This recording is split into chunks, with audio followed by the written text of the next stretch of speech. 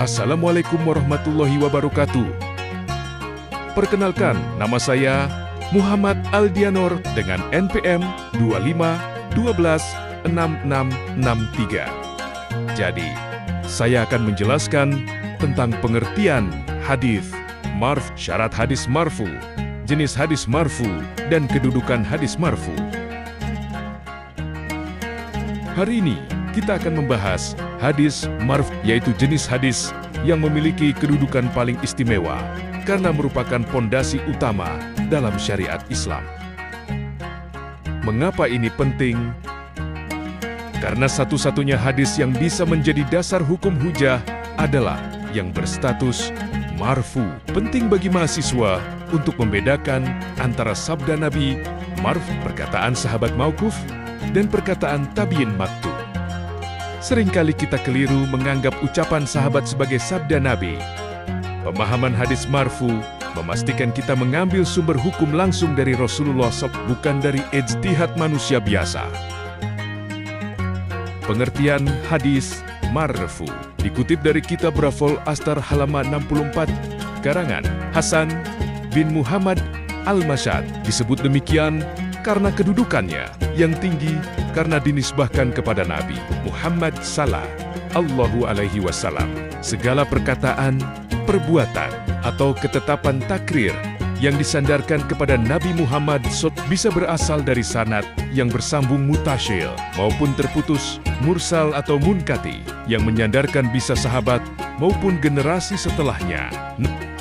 Singkatnya, marfu berarti diangkat sampai ke tingkat Nabi. Penting dicatat, status marfu belum tentu syahih, tapi semua hadis syahih pasti berstatus marfu.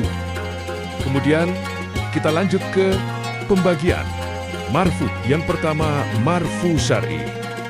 Hakiki, hadis yang secara eksplisit atau tegas menyebutkan Nabi sebagai sumbernya terbagi menjadi 3 bentuk, yaitu qauli, perkataan. Misal, Rasulullah SAW bersabda, "Fili perbuatan, aku melihat Nabi melakukan makan, minum, berjalan, dan lain-lain."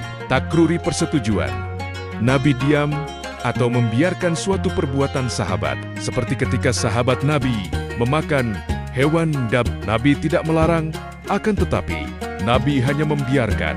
Ini adalah bentuk yang paling umum. Sahabat secara saksi mata menceritakan apa yang Nabi katakan, lakukan, atau setujui secara langsung. Marfu hukmi, secara redaksi tidak menyebut Nabi, tapi secara hukum dikategorikan berasal dari Nabi karena alasan tertentu. Contoh kalimat, kami diperintahkan, atau kami dilarang, termasuk sunnah, adalah sahabat menceritakan hal gaib seperti hari kiamat yang tidak mungkin berasal dari logika sendiri. Meskipun sahabat tidak berkata Nabi bersabda, namun karena isinya tentang hukum atau hal gaib, para ulama menghukuminya sebagai berasal dari Nabi. Lanjut kedudukan dan kehujahan. Status hukum, marfu syahih dan hasan wajib dijadikan hujah dasar hukum. Marfu doif tidak bisa jadi dasar hukum, hanya untuk fadailil amal, motivasi ibadah. Keistimewaan marfu adalah kekuatannya dalam hukum. Jika sanadnya terbukti kuat syahih, maka ia menjadi landasan utama syariat setelah Al-Quran. Teman-teman dan dosen yang saya hormati, sebagai kesimpulan dari presentasi hari ini, pemahaman yang mendalam mengenai hadis marfu bukanlah sekadar teori hafalan, melainkan sebuah kebutuhan krusial dalam beragama. Sebagai penuntut ilmu, khususnya kita sebagai mahasiswa pendidikan agama Islam ilmu, mustalahul hadis adalah filter utama kita.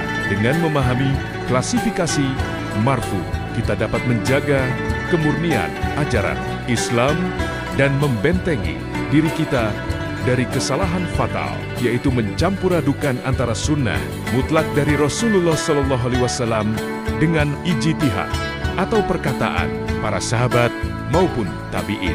Mari kita terus berkomitmen untuk menjaga keotentikan agama ini lewat jalur keilmuan yang benar. Terima kasih. Wassalamualaikum warahmatullahi wabarakatuh.